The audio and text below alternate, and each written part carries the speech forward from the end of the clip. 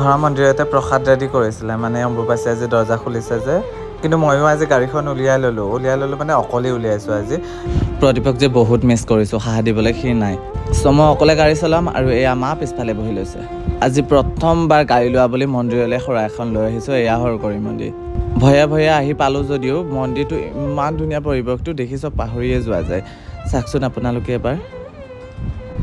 এইয়া মই গাড়ীখন ৰখাই থৈ দিছোঁ আৰু এইয়া মন্দিৰটো চাওকচোন, ইমান ধুনীয়া লাগে মন্দিৰটো। এইটো নন্দী নে ভিন্দী, কাণত কথা ক'লে বোলে শিৱ ভগৱানে ডাইৰেক্ট আশীৰ্বাদটো দিয়ে। চ' ইয়াতে ক'লোঁ অকণমান।